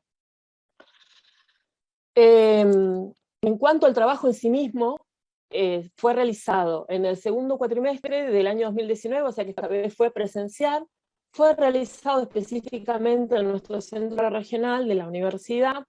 Se realizó una encuesta a 125 estudiantes de la licenciatura en enfermería, de los cuales se encuestó al 73% de los estudiantes del primer año, al 77% de los estudiantes del tercer año y a todos los estudiantes que estaban en el último año de la licenciatura, que es el ciclo superior. Para ello se realizó un cuestionario con preguntas abiertas y cerradas, anónimo, autoadministrado y respondido por los estudiantes de enfermería de manera voluntaria. Se evaluaron más de 20 variables que abarcaron cuestiones sociodemográficas, de conocimiento y de actitud sobre el tema de la violencia de género. Previamente se requirieron todas las autorizaciones para poder llevar a cabo este trabajo, y finalmente, obtenidas las respuestas, el proceso de hoy se analizó con el fin de poder dar curso a este trabajo final que constituye el trabajo final de la licenciatura de Natalia. Con respecto a las características sociodemográficas, y para ir comentando algunos puntos, puntualmente lo que se pudo determinar es que de todos los estudiantes de los y las estudiantes encuestados y encuestadas, el 84% se autoperciben como mujeres. Y el grupo de edad más frecuente estuvo de 17 a 27 años. De estos tres grupos de estudiantes, los que iniciaban, los que estaban en tercer año y en quinto, de los tres grupos de estudiantes, el mayor porcentaje en cuanto a estado civil se lo llevó a la categoría de soltera o soltero, y cuando quisimos determinar con quién convivían, mayoritariamente nos indicaron, casi el 61% indicaron de que convivían o vivían con algún familiar. Cuando hicimos consultas acerca de cuáles eran los conocimientos que tenían los estudiantes, pudimos ver que en los tres grupos de estudiantes comentaron que habían cursado o estaban cursando en la actualidad alguna materia donde se hablaba de violencia de género. El 60% de ellos, del total, respondieron esto. Y mencionaron que les habían brindado herramientas y sugerido acciones para poder actuar en casos de detección de violencia de género. Consultados acerca del plan de estudios de la carrera, mencionaron que sería importante que tuviera una perspectiva de género transversal, que empezaron a ver como necesario que el plan de estudio de la carrera tenga una perspectiva de género en todas las disciplinas. Cuando les preguntamos acerca de si la universidad le había brindado los conocimientos necesarios para detectar casos de violencia de género, dijeron que sí, como habían comentado antes, de que se había hablado del tema, pero que se había dado poca información. Esto lo respondió el 51% de los estudiantes.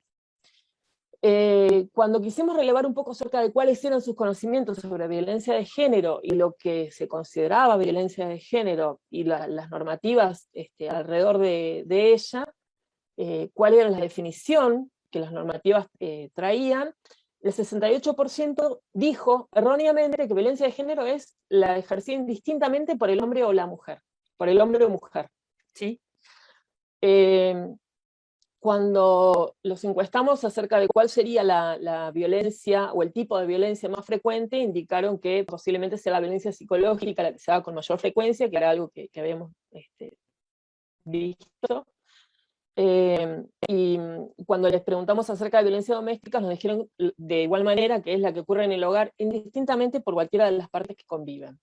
Casi el 93% mencionó esto. El 62% de los estudiantes conocen instituciones localmente que aborden esta problemática, la problemática de violencia de género. Cuando quisimos averiguar acerca de las actitudes que podrían tener los estudiantes sobre la violencia de género, vimos un patrón que se repitió con varias consultas.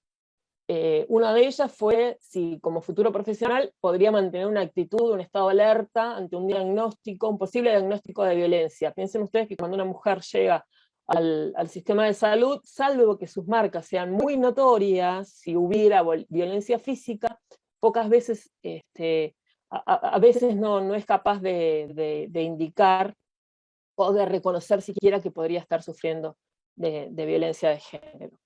Entonces, con esto en mente, les preguntamos si podrían tener como profesionales una actitud atenta, alerta, y los resultados que obtuvimos fueron incrementándose conforme avanzaban en la carrera. Los que estaban en quinto año dijeron que sí, que iban a estar Eran atentos. 3 minutos.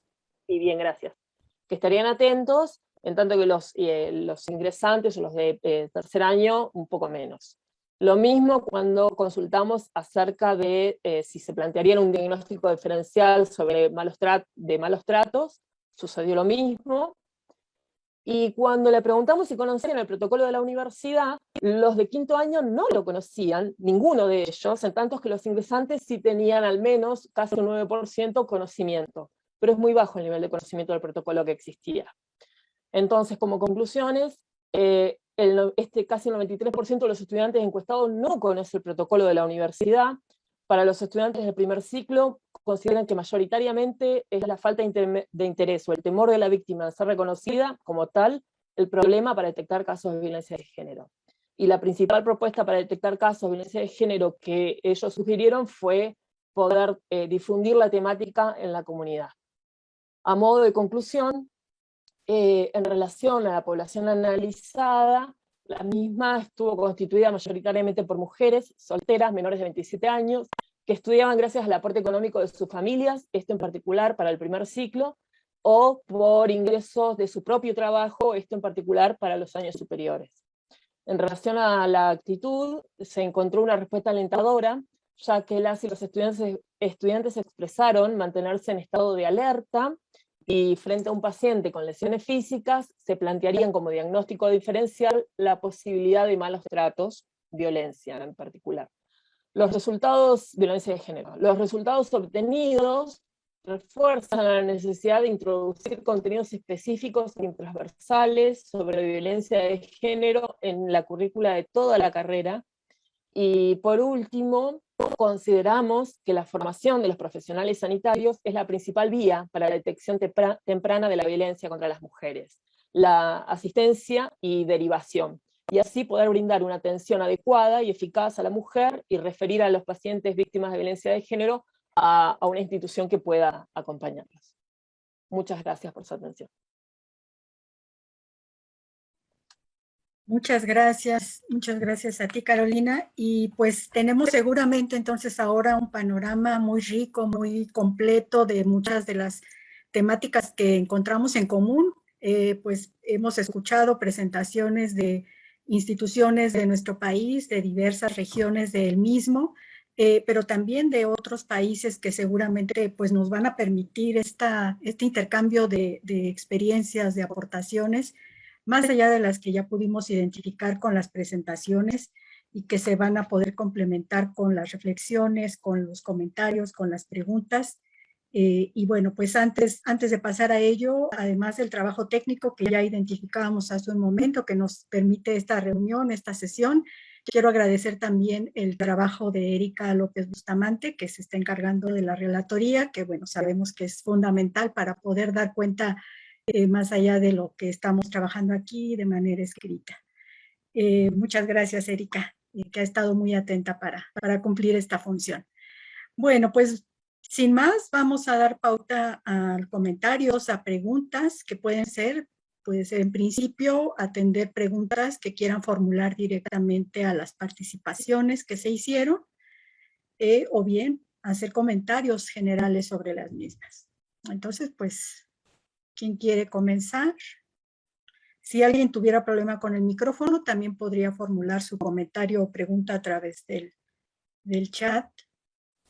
De hecho, bueno, Jonathan ya nos puso aquí un comentario. Bueno, había un comentario antes de Elba, que felicita a Alicia, Lupita y Eli por el trabajo de la UAM y pregunta si pueden compartir sus hallazgos. Supongo que hallazgos más específicos de los que presentaron. También nos señalan que muy interesantes las ponencias y felicidades a todas las presentaciones de Rosario Varela. Y Jonathan nos dice, mando un saludo a él y Lupita, quiere preguntar a partir de su experiencia en Cuerpos que Importan, cómo han abordado la violencia de género en relación con población universitaria con discapacidad. Si se ha prestado atención en la articulación heterosexismo y capacitismo y qué han encontrado en ese cruce discapacidad, género y orientación sexual. Y cuáles serían las recomendaciones que harían al respecto. Entonces, pues, podemos darles la palabra. Lupita, adelante.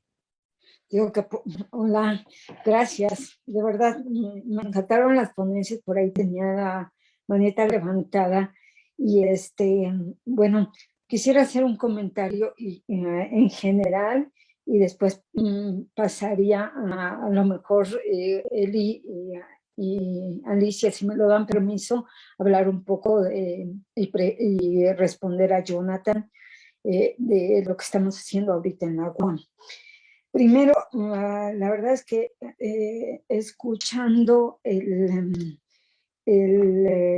trabajo de Fabiola, me sentí súper indignada, la verdad, ¿no?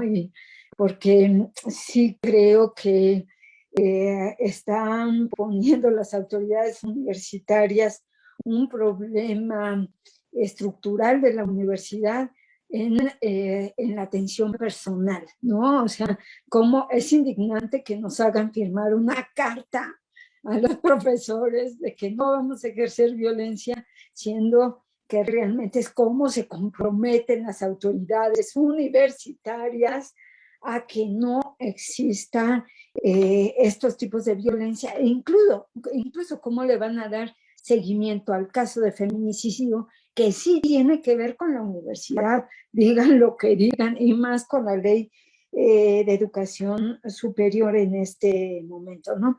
Me gustaría conocer los trabajos académicos, la verdad, de todas y en algún momento. Yo también celebro lo de la red de mujeres de El Salvador, en todo el trabajo, pero me pareció súper importante y me dio pauta a pensar cómo hacer un intercambio de trabajo entre redes, ¿no?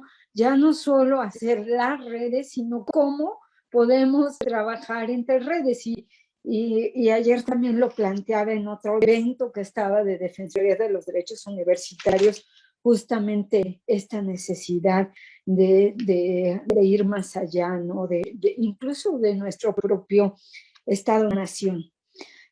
La verdad que bueno, primero me dio mucha nostalgia la colega de Bariloche cuando vi las fotos y yo digo, ay, lástima que no podemos viajar mucho ahorita porque además, bueno, es un lugar hermoso, yo conozco y me encanta, tengo grandes amigas allá y luego hablamos de eso, pero hizo algo que me gusta muchísimo, me gustó muchísimo la colega que hizo esta investigación, es cómo se liga un problema estructural a la universidad, que poca gente lo hacemos, yo también reconozco que poca gente lo hacemos, y también la necesidad de estudios muy localizados, muy aterrizados para comprender el problema complejo, ¿no? Porque creo que en estos grandes estudios de todas las universidades, a ver cuánta violencia hay y todo, a veces sí se nos va de las manos los problemas muy locales, digamos, en las universidades. También la cuestión del feminicidio, yo conozco el tema y también me da pues bastante pues bastante rabia, ¿no? Y ya para no agarrarme el micrófono, que soy experta en eso, ¿verdad? Quisiera responder al colega y abundar en lo que decía Eli y Alicia. Creo que sí es importante pues que también las universitarias estemos en ciertos puestos de poder, ¿no? Porque hacemos frente a una estructura patriarcal, jerárquica, y no es muy difícil, digo, no es muy fácil, digo, pero yo sí creo que podemos incidir, si es que tenemos redes atrás, ¿verdad? También, y que seguramente las colegas de El Salvador van a hablar sobre esto, incidir en la universidad. Lo que hicimos en la Defensoría de los Derechos Universitarios fue dar respuesta a algo que ya habíamos estado trabajando desde hace mucho tiempo en la UAM, que son las políticas de transversalización, transversales para erradicar la violencia por razones de género en la universidad. Dentro de estas políticas está hacer investigación con ética y libre de violencia de género. Y bueno, nosotros quisimos dar respuesta a esto, pero también hacer algo que no se había hecho en la UAM es tener datos para incidir políticamente a la Defensoría. Sí le importa mucho incidir políticamente, como en su momento tratamos de hacerlo desde el programa universitario. Ahora, Jonathan, sí estamos tratando de incidir no solo de un programa, desde un programa muy particular en el campus de Xochimilco. Nosotros tenemos 5 campus y ahora estamos tratando de incidir en los 5 campus. Hay un programa de la universidad que se llama Universidad Accesible, en el que estamos en vínculo, bueno, desde la Defensoría y con el programa, y se están haciendo cosas súper interesantes, la verdad. Ahorita a lo mejor Alicia o Eli hablan un poquito de los datos de la encuesta, pero en este programa hemos dado a conocer los resultados de la encuesta pues para política universitaria. Por ejemplo, se están modificando la legislación universitaria justo en este sentido y bueno, no es fácil, esto es lo estructural, la verdad, lo estructural, pero de eso a lo concreto, a la parte de la atención y todo eso, yo creo que sí hay un súper gran camino que recorrer, porque sí, las universidades están haciendo políticas, protocolos, etcétera, eso ya lo hemos dicho, desde arriba, y cómo aterrizamos para dar respuesta a los casos concretos o a las problemáticas concretas en la universidad. Ahí sí hay un gran trecho. Bueno, nada más, perdón, porque si no me aviento otra ponencia ya. Muchas gracias.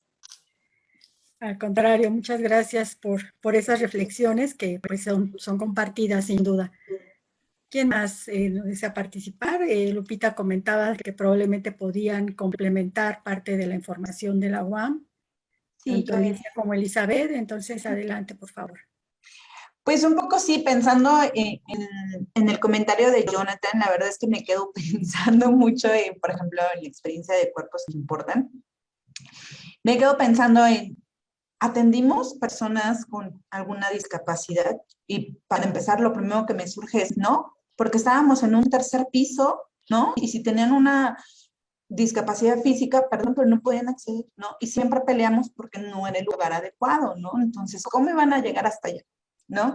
Si tenían una discapacidad visual, no había señalamientos, ¿no? O sea, la universidad no está pensada para personas con capacidades diferentes, ¿no? Entonces creo, y es algo que se deberá de poner mucha atención ahora en las unidades formales que tiene cada unidad. ¿Qué material estamos sacando, por ejemplo, para difundir esta información dirigida a las personas con capacidades diferentes? Los espacios de atención a la violencia son accesibles para cada una de ellas, ¿no? O sea, creo que todo eso no lo pensamos, y digo no lo pensamos porque en general, ¿no? Y creo que ahí falta como mucho empuje, y creo que estos datos también nos pueden dar pie para eso, ¿no? Entonces, ¿quiénes llegan? Pues llegan las personas que de alguna manera quizá tengan alguna ventaja, ¿no? Que puedan conocer, que les pueda llegar la información, que puedan tener acceso, pero creo que es muy importante empezar a hacer esos cruces, porque si no, no solo el cruce, sino hacer accesible la universidad para todas las personas, ¿no? Entonces, eso me queda pensando, o sea, yo estuve al frente en la atención en cuerpos y la verdad es que no recuerdo un caso que diga así en específico, ¿no? Porque la verdad es que no podían llegar. O sea, no era un lugar accesible para otras personas, ¿no? Y ya. Muchas gracias, Eli. Y tal vez para situar a quienes no conocen este programa de la UAM, Alicia, si quieres comentar a qué se refiere cuerpos que importan. Ah, caray, ahí sí les quedó mal porque yo no soy de Xochimilco. Eli les puede platicar. Sí. Bueno, no sé, Sí, adelante, Eli. o tú, o yo si quieres. Como quieras, Lupita, si quieres, sí. adelante. Sí, el programa Cuerpos que Importan justamente dio origen al primer encuentro como este, ¿no? Éramos un grupo de colegas que estábamos interesadas en abordar el tema de violencia por motivos de género en las universidades y sobre todo para dar respuesta pues de manera ética al alumnado. O sea, estamos conscientes de que hacer investigación sin una incidencia política pues no sirve de nada. Y así ha ido caminando poco a poco con sus bajas y sus altas, creo.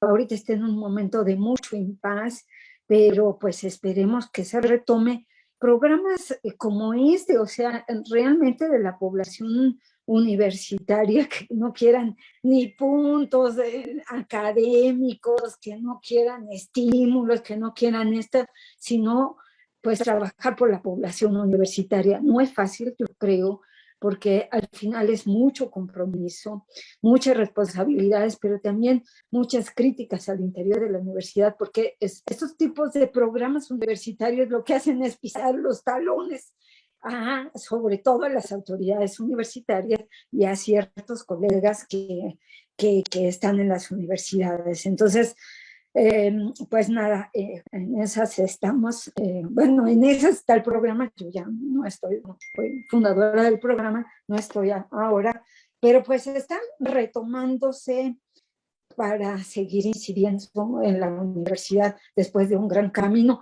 En el libro que justamente presentamos hoy, hay un artículo que escriben 3 colegas del programa Cuerpos que Importan, en donde recuperan la historia de este programa. Nada más, eso me gustaría comentar. Gracias. Muchas gracias. Fabiola, por favor, adelante. Sí, de manera rápida, sí, es indignante. Tuvimos que solicitar al rector que mínimo hiciera un comunicado donde lamentaba que esta persona feminicida estuviera en la universidad, sacar un comunicado todo escueto, pero al menos lo sacó una semana después del feminicidio, cuando eso debe de ser inmediatamente. Y bueno, aprovechando lo que, pues la firma de compromiso que decidieron hacer, obviamente nosotras como grupo solicitamos y le presentamos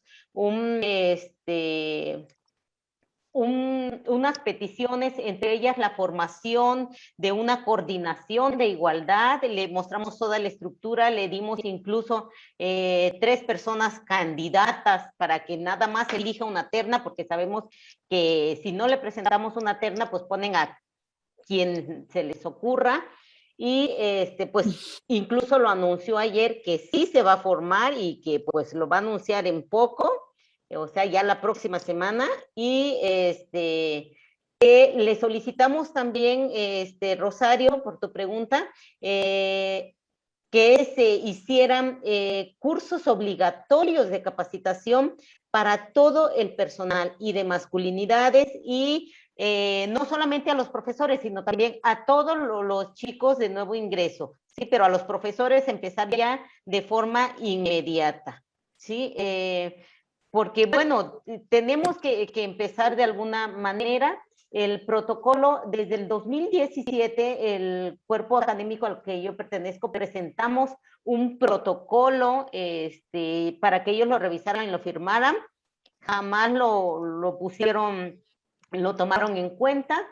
Y bueno, a fuerza de tanta indignación y de tanta, ¿qué diré?, peticiones de estudiantes y de grupos feministas y de nosotras, ahora ya está el protocolo en revisión y pues no tarda en echarse a andar, ¿no? Entonces, pero es un estar en estira y afloja para que puedan actuar, ¿no? Y ahora pues suponemos que el rector está más accesible a decir sí a todo, porque pues ya casi se va, ¿no? Entonces ya todo lo que apruebe y firme, pues ya no le va a tocar a él, ¿no? Entonces, pues bueno, esperemos que al menos que deje esto signado, sea un avance. Por otro lado, nosotras tenemos una optativa en la universidad donde pueden acudir todos los estudiantes de cualquier licenciatura, y bueno, esa sí no la soltamos por nada del mundo, porque pues ha sido nuestra forma de ir sensibilizando tanto a estudiantes como a profesorado, ¿no? Y pues como les comento, el rector se comprometió, esperemos que lo haga, y que haga esto pues de manera obligatoria, ¿no? Gracias, chicas, sí, a todas las... Gracias, gracias a ti, Fabiola, y esperamos que así sea y que no como en otros casos, cuando cambia una gestión, una rectoría, quiere empezar de cero y otra vez es remontar todos los obstáculos y problemas previos. Carolina, adelante, por favor, y les comento que hay un comentario de Alicia para clarificar no solamente las aportaciones de cuerpos que importan, sino pues el impacto que tuvo en el resto de los campus de la Universidad Autónoma Metropolitana. Carolina, gracias. Adelante, por favor. Sí, el comentario por ahí venía en relación a lo que comentaban de los protocolos. Nosotros como universidad tenemos, creo que fue una de las primeras universidades de Argentina que generó un protocolo contra violencia de género. Sin embargo, vieron ustedes un poco los resultados ahí en el desconocimiento que los estudiantes tienen de los protocolos, y no hicimos el trabajo con docentes, pero les aseguro que los resultados seguro que eran muy similares. Eso por un lado. Por el otro, la aplicación del protocolo, porque siempre hay algún matiz que evidentemente el protocolo no tomó. Entonces, en el caso del protocolo de la universidad, tiene que ser parte de la comunidad educativa de la universidad, sean docentes, no docentes, estudiantes, pero si sucede algo como con alguien que ronda la universidad, por ejemplo, y algo sucede con alguna estudiante, eso no está contemplado en el protocolo, eso no involucra. O sea, en el caso que ustedes contaban, por ejemplo, si hubiera sido un docente, bueno, ahí están como estipulados cuáles son las condiciones, pero no, lo otro ya corre por carriles que son como que fueran legales. Y la verdad es que en realidad lo que necesitamos es tener un poco de empatía con las personas afectadas, sobre todo, con aquellas personas afectadas. Me parece que si partimos de la empatía, hay un montón de cosas que se pueden solucionar por más que no estén escritas, pero es necesario que esté escrito para que mucha gente tome recaudos al respecto, para que se den cuenta. Me sorprendió sobremanera la presentación de la docente que me antecedió, en cuanto a la descripción de las situaciones que comentaba. Bueno, muchísimas de ellas podrían ser evitadas si claramente mucha gente sabe a qué se está teniendo, cosas que son de sentido común, pero evidentemente no es el más común de los sentidos. Entonces hay cosas que culturalmente están aceptadas y parece como que va. Así que el hecho que existe un protocolo puede colaborar y ayudar en ese punto, pero es necesario que lo conozcamos todos. Eso también es la otra. Gracias. Y invitada a Bariloche cuando quieras. Bueno, muchas gracias y creo que pues se va enriqueciendo mucho más nuestros panoramas que de pronto identificamos cosas en nuestras instituciones y cuando tenemos este tipo de reflexiones colectivas nos damos cuenta que podemos partir de las experiencias que ya se han desarrollado en otras instituciones y tenemos posibilidad de evitarnos muchos de esos contratiempos y obstáculos iniciales si sabemos ya de qué manera podemos pues ir sorteando esas dificultades. Y sin duda también, pues como decía Jonathan, por aquí también, son luchas que no debemos abandonar, que nos, de repente sí sentimos que nos enfrentamos a situaciones institucionales que limitan y frenan el trabajo que se está desarrollando. Como decía Lupita Huacuz, es indispensable estar en espacios de decisión para poder incidir en estos procesos de cambio y que no sean solamente cuestiones de discurso, sino que impacten en presupuestos, impacten en la planeación, impacten en plan de estudios, impacten en la normatividad, en fin, en todos aquellos espacios y niveles institucionales donde tiene que transformarse y por supuesto no basta tener protocolos, es importante que sean conocidos, que sean difundidos de todas las formas posibles para que en su momento de ser necesario sean aplicados. Y como bien decía Carolina, también aquí, pues que se cuenten esas normas, esos protocolos, también permite mucho el trabajo preventivo. Entonces, pues creo que hacia allá se puede recuperar mucho de los aportes que hemos escuchado en esta sesión. No hay más manitas levantadas. No sé si alguien más quiere hacer alguna reflexión final, algún comentario final antes de cerrar nuestra mesa, que estamos ya a punto de concluir. Bueno, yo había levantado la mano y luego la bajé, porque pensé que quizás nuestras colegas de El Salvador querían decir algo y no quería robarles la oportunidad. Simplemente decir que en efecto toda esta información es muy valiosa y tenemos que socializarla porque es muy impresionante cuando hacemos este tipo de ejercicios. En nuestro caso participan más de 2,000 personas en nuestra encuesta y darnos cuenta de lo normalizadas que están muchas prácticas dentro de la universidad, ¿no?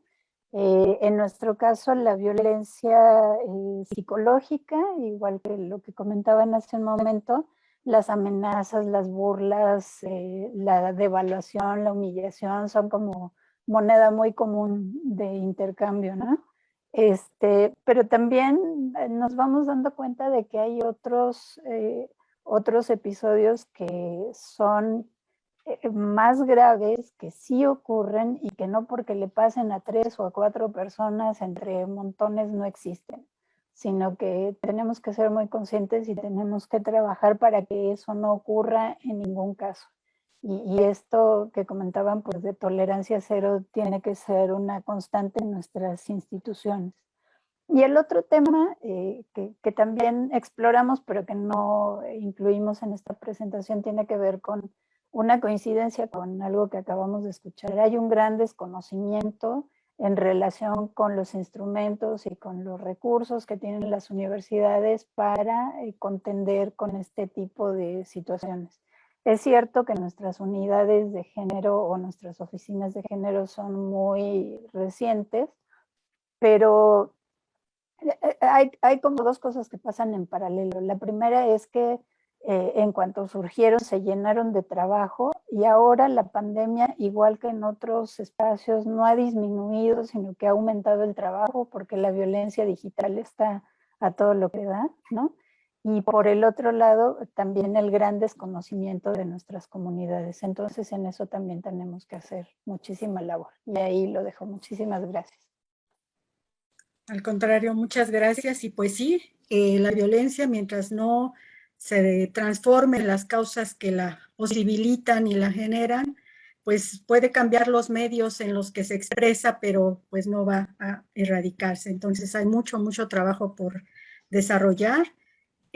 Pues agradezco a todas, a todos su participación, su generosidad al compartirnos sus experiencias, sus resultados, sus aportes, sus avances, y creo que pues esto da una riqueza enorme que siempre, por supuesto, es resultado de estos encuentros, pero que nos permite avanzar y continuar y construir a partir de ahí y no partir de cero, como decía yo anteriormente.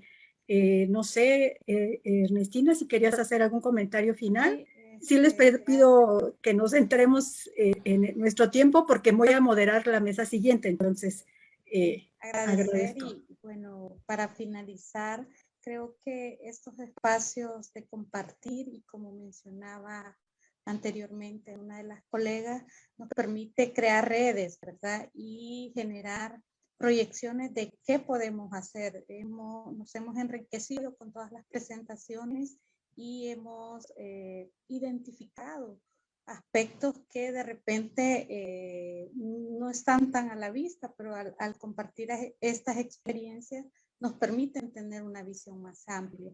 Bueno, y agradecerles, les compartiremos la información de nuestro diagnóstico y desde El Salvador estamos a la orden. Muchas gracias. Feliz tarde para todas.